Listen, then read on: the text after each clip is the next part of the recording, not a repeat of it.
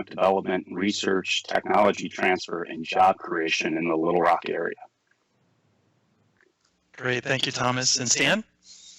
Sure, my name is Stan Cruz. I'm the Learning Technology and Analytics Program Manager working within the Institute for Learning and Teaching at Colorado State University. My primary responsibility is to promote student success through effective use of learning tools and leveraging data to understand how students succeed. Colorado State is a research university, 33,000 students. We're located along the northern front range of the Rockies in Fort Collins.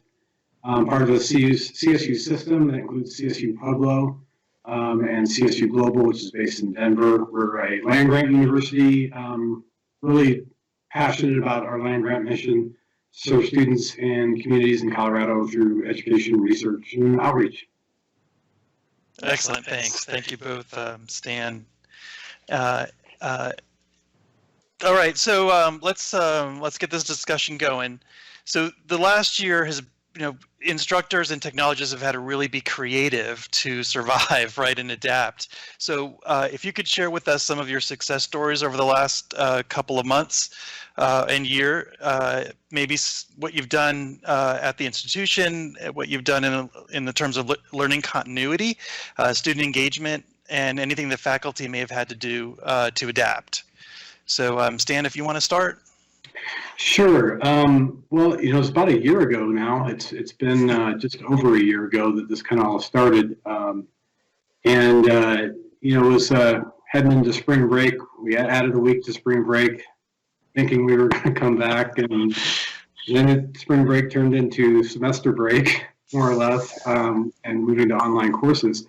We immediately got a group together with IT, with learning technology, with instructional designers, with all of our learning tool admins and so forth, put together a Keep Teaching team.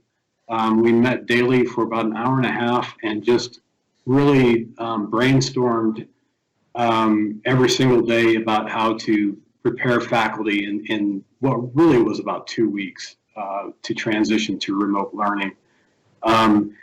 And so it was a huge break from what we're used to at the university, which is getting committees together and taking several months, if not years, to accomplish anything. And here we had to do it in about a week and a half. And so it was really just providing faculty with just some support and a place to go to find out what they needed to do to really go to remote learning.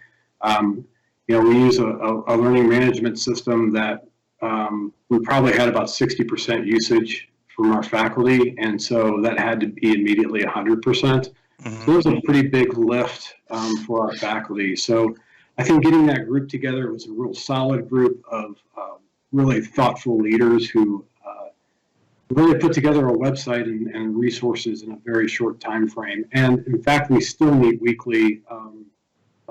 That group still meets weekly to kind of continue the process and make sure that we are continually providing the resources and giving faculty what they need to be effective in a very different environment than what they were expecting. Wow, great, thank you. It's amazing what you can do in 2 weeks, isn't it? It really is. I wish we could kind of follow that model with a lot of other things going forward too. Yeah, I think we all learned a lot of things in the last year for sure. Hopefully some of them do stick with us, right? Yeah. So Thomas, what are some of your success stories? So similar to Stan, we made a transition rather quickly. I think in my career in higher education, this is probably the biggest transition we've seen in such a short amount of time.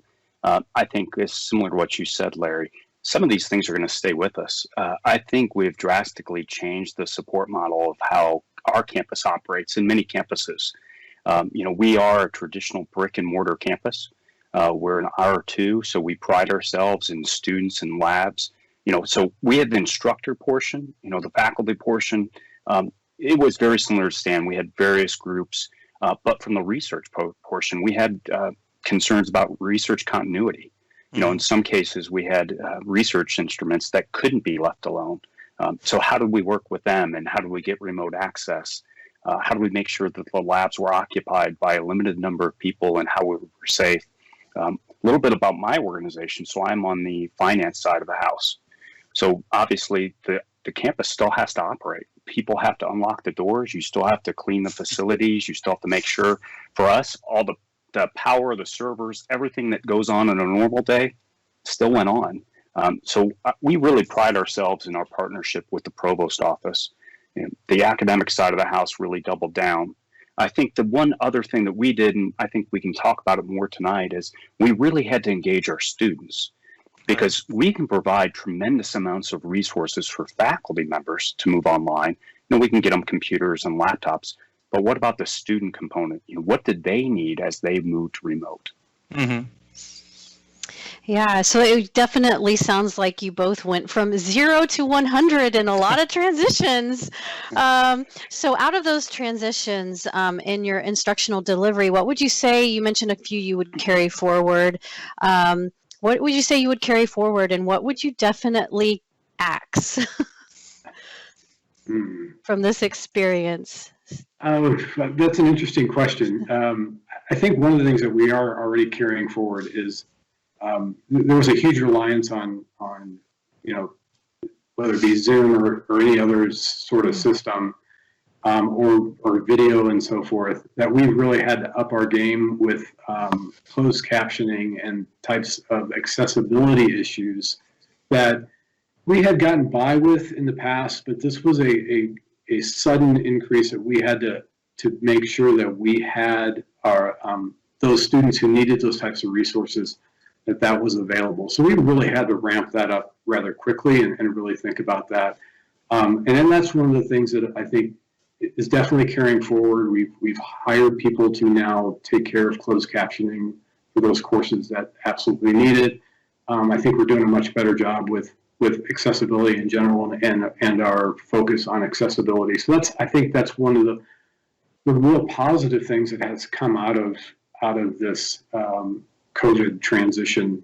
I think, as far as axing things, it's difficult. I think we had a lot of faculty who were just really not prepared. And not only did we have to prepare them, but we had to do it remotely. And, so when you really think about faculty who are not savvy with technology, to have to learn technology, but then also to have to learn it remotely, that became a huge issue. And so it's a case of, we probably need to better prepare our faculty just in normal circumstances, that they are a little bit more tech savvy than what we assume that they would be. And I think the other positive thing that's come out of it is our LMS usage has obviously skyrocketed. I do believe that will continue. I think faculty who have been resistant or a little bit hesitant to use the learning management system for whatever reason were forced into it, and then they're like, this isn't so bad after all, and so they'll continue to use it. And I think that's been a real positive as well. Yeah, I would say that having that LMS is your skeletal system, but then you had to put everyone in this fight or flight mode and just start sprinting forward, So what would you say about that, Thomas, as far as your experience? And maybe you could share what you would actually say you wouldn't go back and repeat. Well, I guess what I would say is we saw many faculty fall back to technology they were very familiar with. So in some cases, it was tools to stream that were based on our learning management system. In some cases, it was tools based on the email suites that we offer. In some cases, it was faculty that went out and used their own personal credit card to buy streaming technology. I think for us, we really would like to pride ourselves on making sure we provide a consistent user experience. That's really tough with faculty, because oftentimes if they're comfortable doing it, they teach their best. So when we sort of force them, square peg, round hole thing, it really doesn't work well.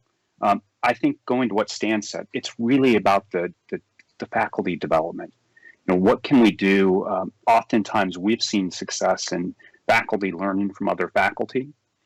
So our academic side of the house is running full steam ahead at that. There are things that, we hope we'll get away from. This sort of always remote is very difficult from an IT perspective. Very few of our tools were ever designed that you take them home and they work. They have this idea they have to phone home to get updates and patches and security. Luckily we were in the middle, maybe not luckily. I still have nightmares about it. We were in the middle of a VoIP transition, and I see all the phones behind Larry. Oh my gosh. I think he purposely did that to me tonight. I'm going to send him a few of our phones, by the way.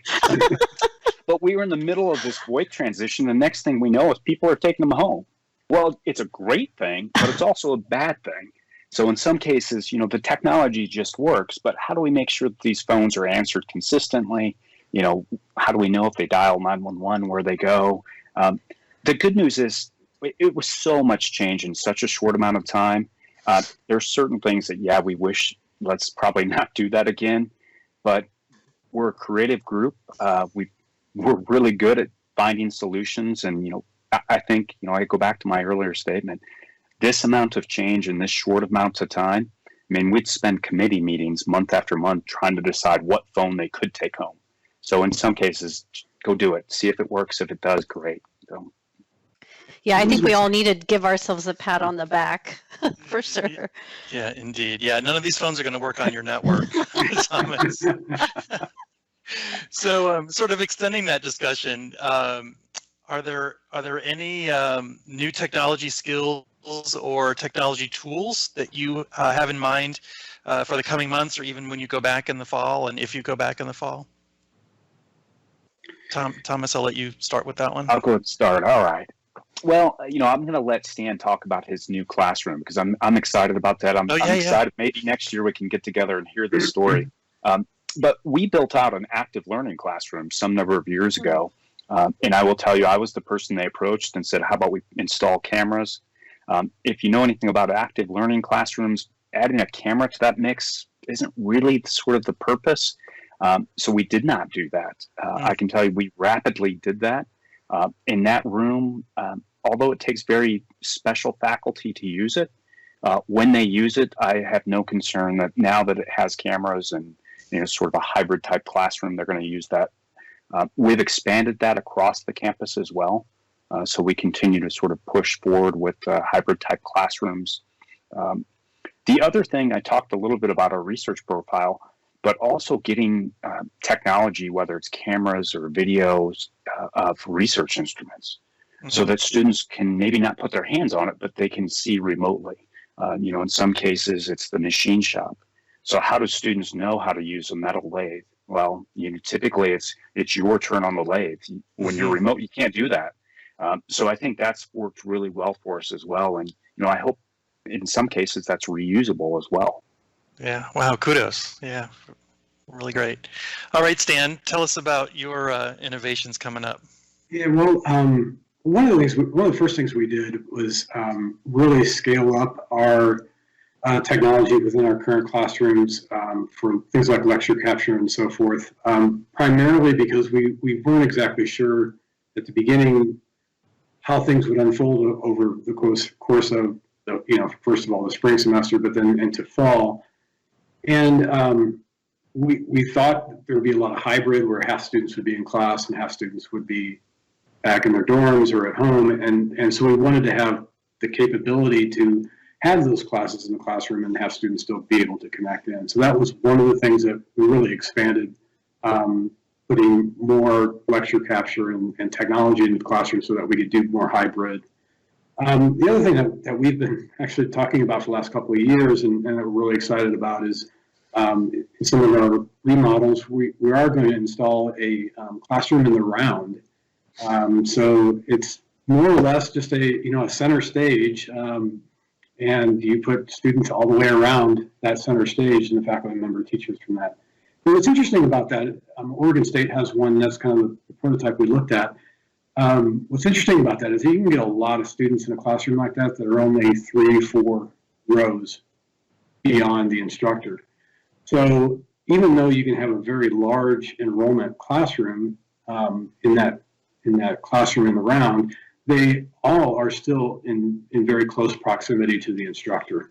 We're excited about it. We know that it's going to take a certain type of faculty member to be able to play that kind of a classroom effectively, and we'll we'll have to figure out the training for that as well. But as you can imagine, there are some faculty pretty excited about it, and there are some faculty who don't even want to look at it. So, and some in between. So, but we're really excited about it. It's a technology challenge because you have to have the technology kind of all the way around too, so all the students can see the screen and so forth. Mm-hmm. So, yeah, I think that's kind of an exciting thing coming on in the future. Yeah, well, that's super exciting, and we're going to stay in touch and see how it goes. Really interested in hearing about it. So what impact do you think that these technologies will have on your students? So basically, you know, all of these new technologies, some of them that you had before, but maybe ramped up a lot faster. What do you think they have contributed to student retention or student enrollment targets that maybe might have been communicated to you? And I'm sure that put some pressure on you as well. So Thomas. You know, I think it's one of those things that's probably bimodal. We are really interacting with students who grew up with these in their hands. Yeah. And now all of a sudden, you know, we talk about digitization and transformation and all these buzzwords. We went through it. I mean, we're not anywhere close to what the students expect. I think several of us on our campus are having those discussions. I would say if we sort of look at this year and imagine that this pandemic never happened, students would continue to come into our classes expecting to sit in front of a screen, probably jot notes on pieces of paper, get their textbook, and leave class. The students that are enter our campus in the fall, they've been in this sort of remote learning for almost a year and a half. I know how difficult it was for me when I went home and I was remote and returned just 6 months later. I mean, I didn't understand how to change the thermostat in the office, where these things were, who filled the coffee pot. I mean, imagine being a student who your friendships are built in this remote environment. I think when I say that, it's a good thing, because I think the more that we can just sort of force our campus, this brick and mortar campus, into that student perspective of what they expect, I think the better off we're going to be. Now, the difficulty is we have moved a lot of the front-facing things, you know, teaching and instruction. But I think the things that certainly I'm fearful of is, how do you inspire those students? You know, we've all spent a few minutes afterwards with a faculty member sort of just talking about, you mentioned this, give me a little bit more insight. And I think that's where we all sort of fell in love with higher education, or that passion of what I want to do with my life. I know when I end a Zoom meeting, my staff will tell you I'm very happy to hit that end all button. Like, I'm the first one to bust out of that thing and leave. But you know, what happens? Do you leave that classroom? Do you leave it and students just continue to join it and have discussions? So I guess with that all said, I'm very fearful. I think the campus is very fearful of, how do we make sure that students are really learning? How are they being inspired? We don't want this as like just a simple transaction. You know, I open up the app, I do my thing, I submit it, and off it goes. We really want to make a change and, you know, impact these students' lives. And I think with that said, are we being successful? I think so many things have changed that our traditional model of this student showed up to class, they look like they're paying attention, to a model where I taught a class in the fall where students they don't have their cameras on. So you're really trying to read the facial expressions that really don't exist. You know, your only feedback is, did they submit their homework? So I think what we'll see in the next year is probably a really big transformation of how do we capture this student success and retention, and what does that look like? I think it'll be very telling. I think so too. And I think that we had issues of student retention before the pandemic. The pandemic wasn't too far away. It was always coming. We just weren't ready for it. But we had these issues before. I think put a positive spin is that we have this real world problem. So there are students that are going to just be leaders and start actually maybe even educating the teachers on how to stay engaged and you know, kind of give the feedback. I think it's a great time to be listening. So what do you think, Stan? I mean, how have these transformations affected your student retention? Well, it's interesting because I think, the social isolation of the pandemic has been stressful for a lot of students. And just anecdotally, my youngest son just went back to high school full time, where they're in class full time in the last 2 weeks. And one of his comments was that the students are more engaged in the classroom than they were before. It's like they're so itching to get back with each other and talking that they're answering questions. They're offering answers to questions, which is different than before. So that was an interesting observation on his part, and I think there's a lot of truth to that. That after the social isolation of being remote constantly, being back in a classroom and being engaged, it's going to be, it's going to be a little bit of transition, but I think it'll be a very welcome transition for a lot of students.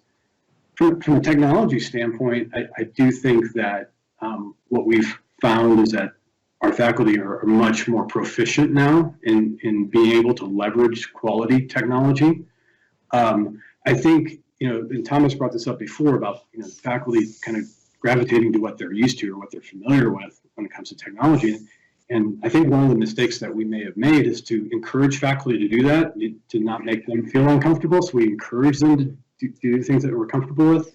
And the feedback we got from students is we are on platform overload, because I have 5 classes and they each have 2 different platforms. And so I've got 10 platforms I have to learn for my 5 classes. And so that was an interesting piece of information that we were getting back. And that came loud and clear from the surveys that we gave to students. So I think that made us think a little bit more institutionally about what technologies we choose, and helping faculty understand that, we do want to think about students and not overload them with different types of interfaces and platforms, that we do want to provide some consistency across courses. But yeah, Canvas, probably that's our learning management system. We probably ought to stick to using it as much as possible, not overwhelm our students. And so, I think for us, our students are sticking with us. We expected a drop in enrollment, and we had one, but not as steep as we thought, and they seem to be coming back. So we're excited about that. And I have to really compliment our faculty and the support people in really engaging as best they could under the circumstances. So I think in the end, when we're a year from now, when we're kind of looking back, I think we're going to be in a better place than we were before the pandemic, actually. Yeah. Thanks, Stan. And so, sticking in about this, on the conversation about students, is there anything that you would equip them with, either from hardware or software, going into the fall? So, talking about standardization, not necessarily on the admin side, but back on the student side. Yeah, I guess kind of to further my thought on that, I think we do on the admin side. We really need to think about what those standards are. Even video, we're running YouTube, and I don't know how many different. We have Kaltura, we have Echo, we have Teams, we have just about everything out there, Zoom, and so I think we need to be a little bit more consistent with that and help. I think the other thing is we're a land grant university, so we serve our students, all students in Colorado, and we have a demographic that getting equipment and getting quality equipment to run a lot of these things, to have internet access, quality internet access, is often a challenge, and we need to think about how we can support our students in that regard as well, and providing them with the equipment they need to not use systems that require really sophisticated equipment on the student side, to be cognizant of those needs that the students have. Mm-hmm. Yeah, that's got to be one of the biggest challenges, right? Is that what the device they bring to the equation, right? Yeah, and I think we do have an assumption that everybody walks in with a laptop and a smartphone, and that's just not the case. We do, and those students who don't have that equipment are not gonna say it. They're not. It's not a tag that they want. So it's sometimes very difficult to find out who they are. But that's something we have to be concerned with as well. Yeah, thanks, Dan. Thomas, what are your thoughts about devices and software that students need next year?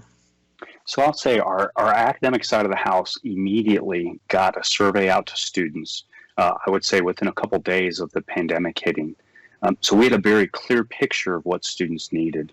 And similar to what Stan said, as a similar land-grant institution, the digital divide is real.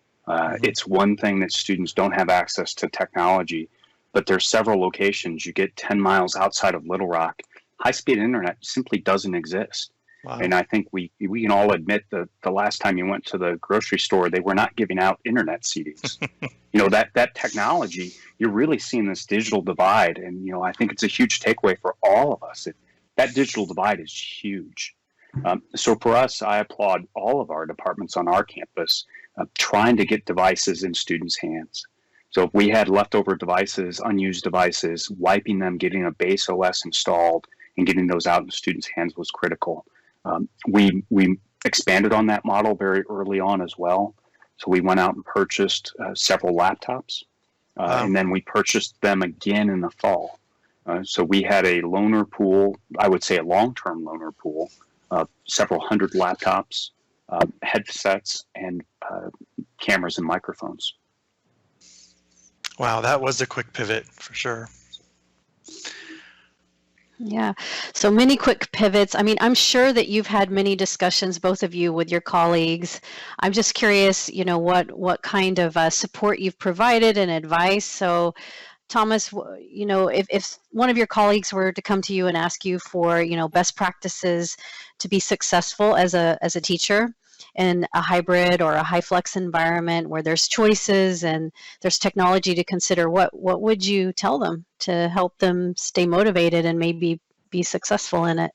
Well, I guess I would say this as not only an IT leader, but maybe somebody that faculty can engage with. Tim May in the previous conversation mentioned it at the very end of his presentation. It's empathy. Recognizing, like Stan said, the digital divide is huge, but very few students are willing to step up and say, I don't have internet at home. I can't do your homework. Mm-hmm. So I think understanding that, I think our college was similar to others. We went to a pass, no pass, fail, no, that kind of model where appropriate, students could opt into that. But I think what Tim May said it the best, it's empathy. Understand that, in some cases, it's just not they're remote. Their entire family's remote. They may have children at home. They may have, school kids that are now at home. They may be husband, wife at home. I think just understanding what they're going through, not only as a faculty member, but I think as just a good leader, whether that's IT or just as an organizational leader, is key. Yeah, I think empathy is key. I mean, we've all had to learn a lot of lessons this past year for sure, and being patient. What would you say to that, Stan? What kind of advice do you give when you huddle with your colleagues about this subject? Yeah, I think Thomas makes some good points, especially about students. And not only do we have the digital divide, but I think there's an assumption with students sometimes that the way they navigate their phones is quite amazing, but it doesn't often translate into educational technology. Yeah. So, a little empathy in that regard for faculty too is that, there's this assumption that students are real tech savvy, but it's really their phones that they're tech savvy on and not necessarily the educational technology that we are throwing at them a lot of times. So that's kind of one of the things I would tell the faculty is don't make too many assumptions about how tech savvy your students are. And I think too for faculty, not to bite off too much at one time. You use technology that's going to be impactful immediately. That's not going to overwhelm them. Don't throw too many things at one time, and because it's better to do one or two things really, really well than to do a multitude of things, rather mediocre. And you just don't want to have that sort of a situation. So, pick one or two things that you want to try, some technologies that you want to implement, and do them really well. And then maybe next semester you can bring something else along and bring it into it. And I think that was really helpful for a lot of faculty who felt like they had to immediately get up to speed on a bunch of different technologies. And it was really just trying to help them focus on what are you trying to accomplish educationally and academically with your students, and then what are the primary tools that can best help you get to that point very quickly without overwhelming yourself. And you know, I said don't overwhelm yourself, and of course they're already overwhelmed in that first few weeks, so that was kind of a worthless thing to say to them. But you know, you don't want to make it worse by trying to bite off more than you can chew at the very beginning. Yeah, brain drain is real. So, you know, mastering a few things well is the key to staying successful and keeping your students engaged. For sure. Yes. So, assuming that everything sort of is normal in the fall and you go into the 2021-22 school year, will you hit the ground running, and then, or do you expect changes throughout the year? Do you think you will continue to evolve and have to pivot or adjust a little bit, or you're going to be ready to go in the fall? It's an interesting question. I think we'll be ready to run in the fall. There's a lot of unknowns. There really are a lot of unknowns, and so, you know, we're talking about, hey, this hybrid thing's kind of working in some situations. Do we want to continue it with some courses? You know, I don't think we're going to go back to pre-COVID, you know, the way we offer courses. And I think there's going to be some change going forward of having more hybrid courses, looking at different ways, different delivery models for the way we deliver the courses to students. But I do think there will be a little bit of a change there, and we'll pivot a little bit to see what the need is. But I think that's one of the things that has come out of it. I think we are better technologically in learning technology as a result of COVID. We have more tools available to our faculty. Our classrooms are well equipped now. So I think that has also been a benefit. But yeah, there are some permanent changes that have been made as a result of this, and really good ones. And right. I think we will have some varying delivery models going forward. Well, thanks, Stan. How about you, Thomas? I agree with Stan. I think a lot of the hybrid type models that we've seen success in classrooms, those things certainly need to continue. It's not a great fit for all of our campuses or all of our colleges, but for the classes it works well in, let's keep going. I think the other component, though, is, I guess, two. One is we've seen a radical change with just how we deliver anything to sort of our hybrid type commencement, which I think, you know, at least gets the job done. You know, it still allows people to enjoy the ceremony. But I guess, you know, along with that, you see everything else. It's the virtual visitation to campus. It's the virtual tours. I think with all of that said, though, campus is a great place. There's a little engine that runs on that campus, and any campus I've been on, there's a sense of excitement. I said, you know, Stan mentioned earlier about just the engagement of students in a classroom. I would say over the past year, it's been a lonely place on that campus. I think the more and more energy we bring back to campus, obviously as safe as we can, I think the better off people will be. I think, you know, certainly myself and others, it's that ad hoc sort of engagement that takes place in the dining room or the cafeteria where students are bumping into you and, you know, who are you? What can I do? And just, you know, here's my role. What can I do for you? And you just build those connections. I think it's just a powerful little engine that, you know, it's sort of what gets us up and goes every day. So I'm excited to get back to that. I really do miss that. And I think students, you know, there's some benefits to what they can do remotely, but that's not really what campus, you know, brick and mortar type campus can offer. There's so much more. Right. Yeah. I have a high school senior looking to, you know, start school in the fall, and I hope for her that she's on campus, right, for all of those reasons. Yeah. That's it. Yeah, absolutely. I totally agree with that, because there's so much that goes on outside the classroom. You know, from the employment that students have to just interaction with each other. Yeah, I totally agree with you. The campus is a very vibrant place when all the students are there, and you know, when you get that time between classes and you know, you have the students go in one direction and you're trying to cross through. It's sometimes a hard thing to do, but it's really just a great environment to be in. So I do look forward to getting back to that. Although finding parking has been pretty easy in the last year, I will say that. Yeah, they're just some things you can't do over your phone for sure. So what are some of the growth areas in general, technologically, that you're looking at next year? So again, presuming that everything normalizes, where are your campuses growing technologically, Thomas? I think we've taken a major leap forward with the modernization of our classrooms. Historically, our classrooms were funded by the departments.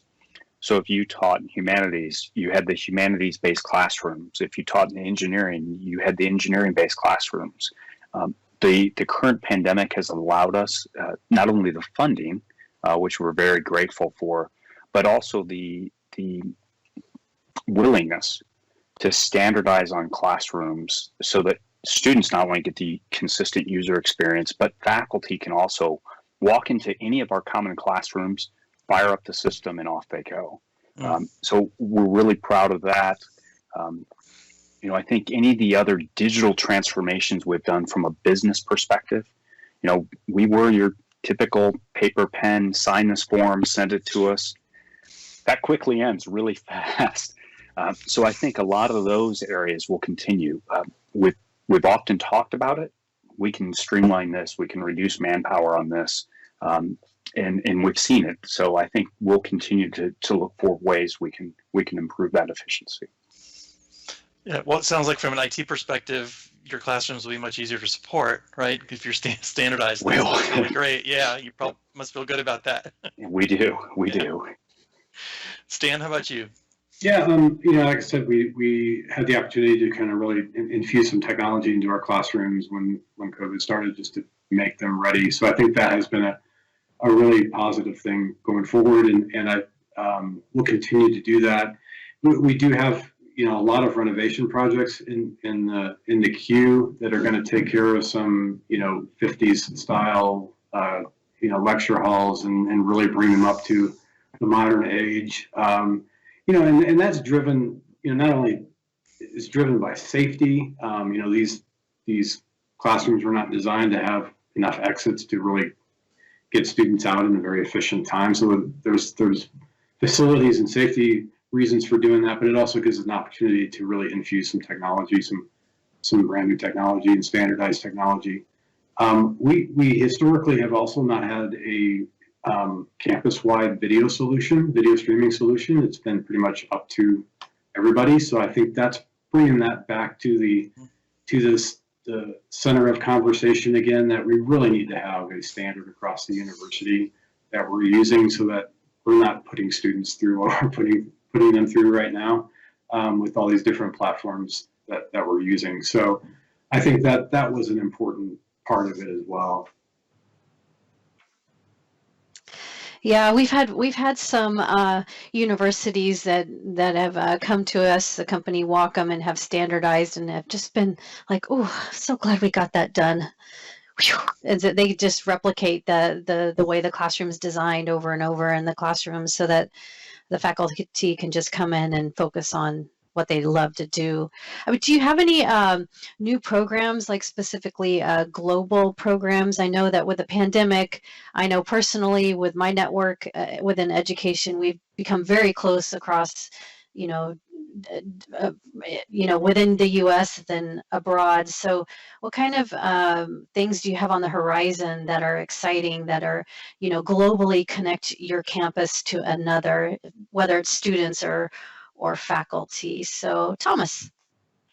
That's a tough one. We really do serve the greater Arkansas area.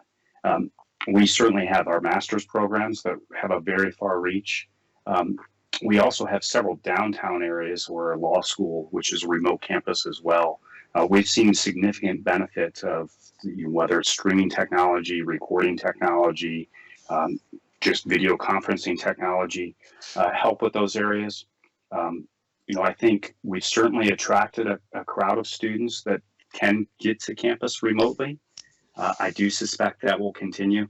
But I would say for a global perspective, probably less so than Stan. I know Stan's got the global campus that he's been working on. Yeah, I think for us, for our campus, it's more, at least the Fort Collins campus, we do really take seriously the land grant mission of really serving the citizens of Colorado first. And I think through the system, though, we do have CSU Global, which is based out of Denver, which provides academic programs really worldwide. We also have CSU Online in our Fort Collins campus that does a lot of online programs, and those will continue. And in fact, I mean, when I think about CSU Online and their group, they had tremendous support and impact on how we did things when COVID hit. I mean, their expertise and their recommendations to us on how to go forward were invaluable to what we needed to do in those first few weeks, and really the ongoing support that they have provided. Being online educator experts, they really provided excellent support to the entire campus in what was a very critical time when COVID first started. And they continue to provide that support as far as design of courses and that sort of thing. So that was incredibly helpful, and it was nice to have that program available to us and those individuals who have expertise in providing support for online education. Yeah, it always helps when you get local help, right? Yeah. Local support. So are there any technologies that you're looking to maybe recruit new or different non-traditional students? And open up that to either Stan or Thomas. I don't know that, can't think of anything specifically. I think one of the things that we're doing that we're pretty excited about is primarily my focus is really looking at what data we currently have and what data we're currently collecting. We have all these learning technologies on campus, and it produces a ton of data that really just sit in databases, and we don't know really what it's telling us a lot of times. So we've joined the Unison Consortium, which is a group of 14 universities across the country, and building a data warehouse or a data platform where we're sending our LMS data, we're sending other learning technologies that we have on campus, they're Caliper compliant, we're sending data to that data warehouse, and we're looking at ways to leverage that data to find out what makes students successful. Can we learn anything for how they're interacting with the technologies on campus? And does that tell us anything about who's successful, who isn't successful? Does it help them understand their own behaviors within the LMS and within these different learning tools? And to use it to do research and understand, are there things that it can tell us about behaviors that students have and with the technology that says something about how students are successful or not successful in the course. So we're very excited about that. The data platform came online less than a year ago, and we're just getting started with creating visualizations on student activities within our technology system. So we're pretty excited about that.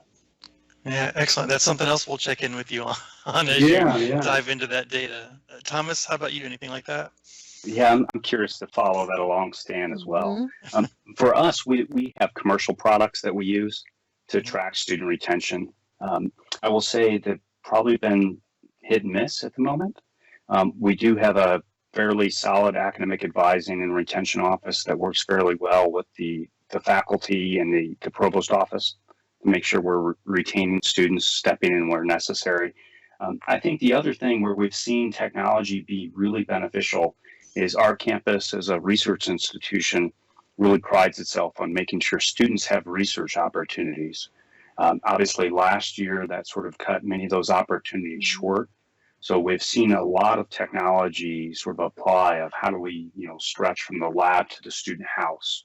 And we've seen many of those student technology projects continue to run with great success, and this will be their second year doing that. So that's always an exciting year where they sort of get the basketball courts and set up all their research, I guess, portfolios, and we get to walk through them and see, now it's in a virtual format, but still the students get the pride of understanding that, this is what I've been able to achieve, and understand sort of that research component of academia. All right, so we know the last year was crazy. So any good funny stories or anecdotes that you can share from campus? You had students or teachers doing something crazy on Zoom or something like that. Any funny stories to share? I don't know. I don't know that it's funny. I think I think the one thing I would point out is just for our campus.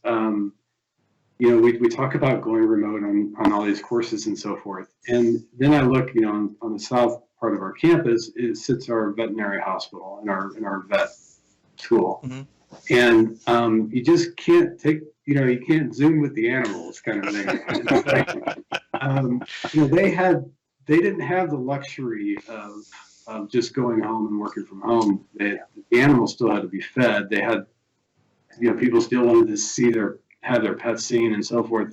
Mm-hmm. So I think it was very challenging for our vet school and some of the other research people who are doing research where you could not abandon your research on campus. It would completely fall apart, and they really had to adjust to create a safe environment under COVID, but still be able to go back and continue their research in a safe way and make sure that they don't lose everything as a result of having to go remote or something like that. So, yeah, our vet hospital still ran through the whole thing, and our animals are still there, and people still brought their pets in for their checkups and so forth. So there was a little bit. It wasn't business as usual, but there was somewhat right as usual. You can't get your animal to go, can you see my screen? Can you see my screen? Pets usually jump on Zoom when you don't want them to. That's the problem.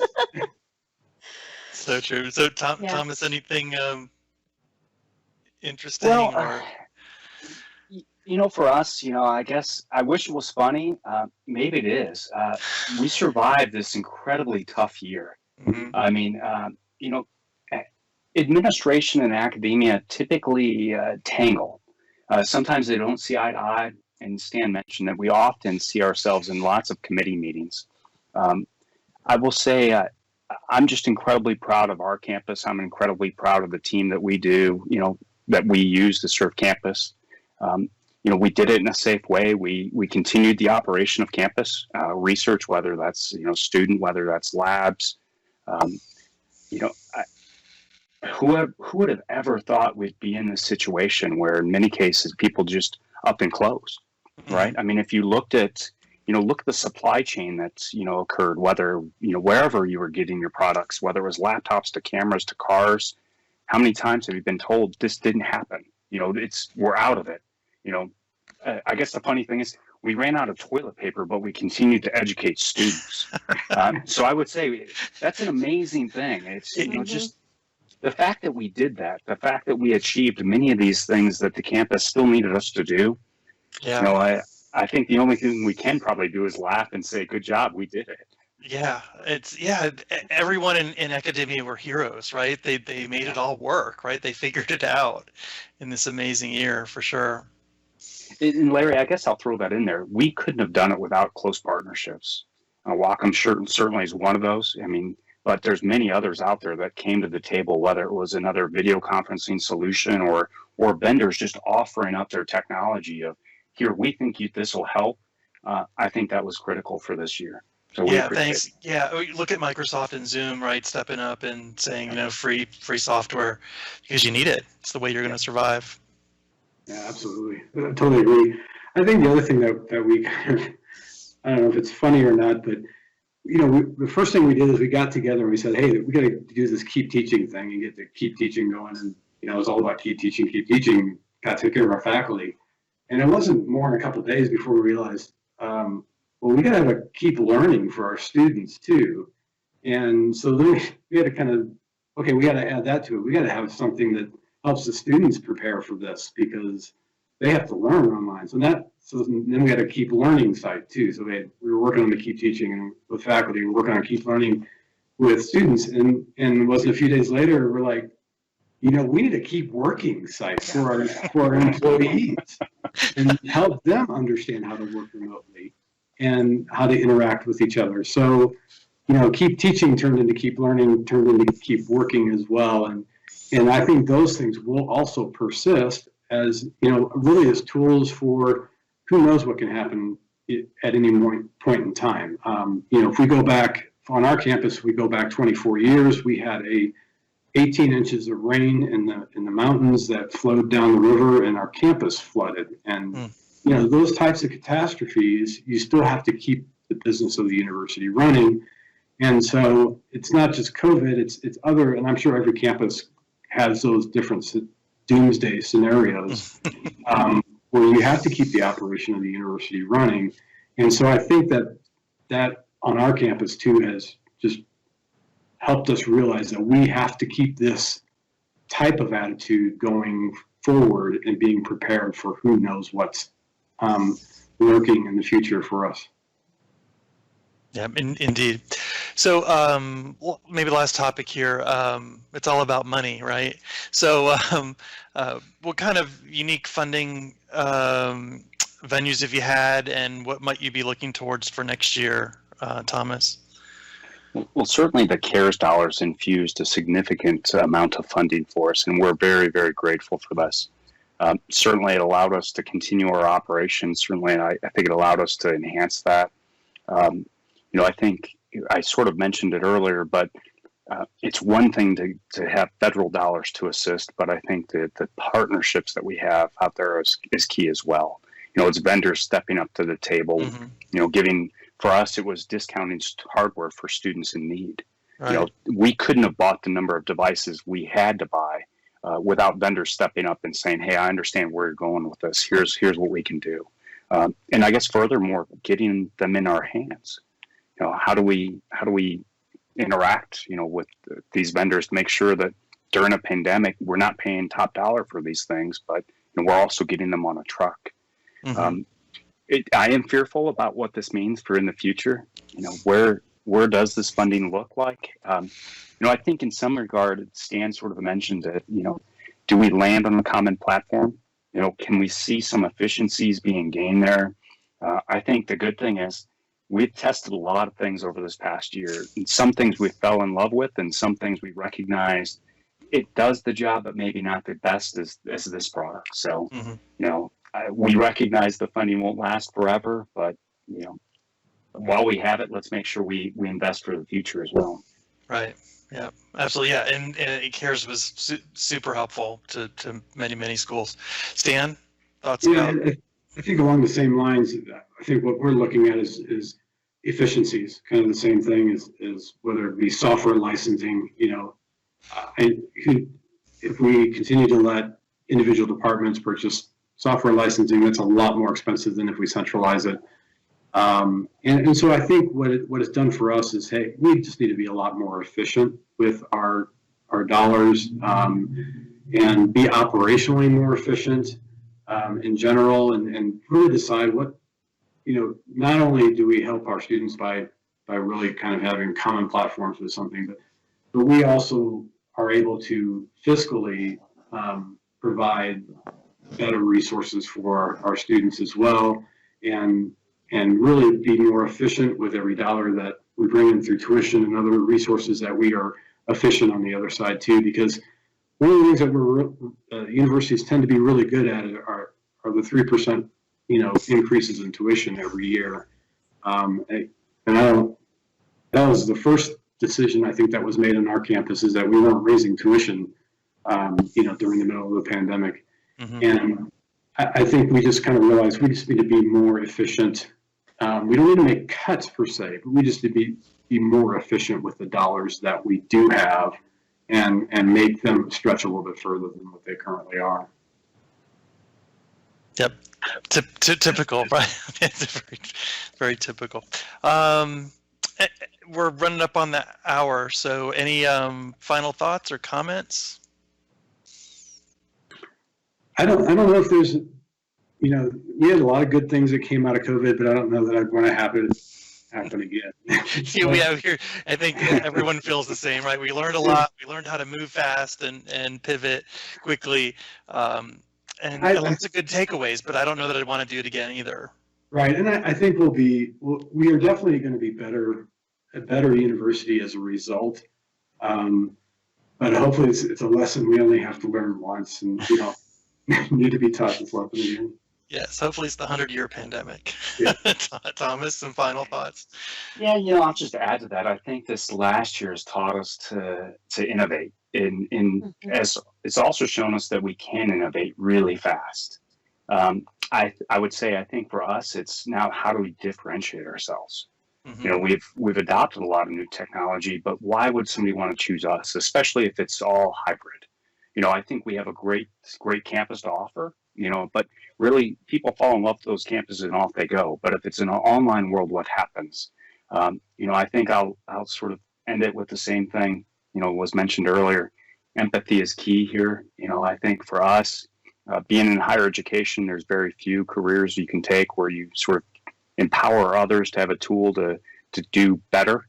So I think as long as we continue to provide the tools to faculty, inspire them to use the tools, that in turn can be inspired to students.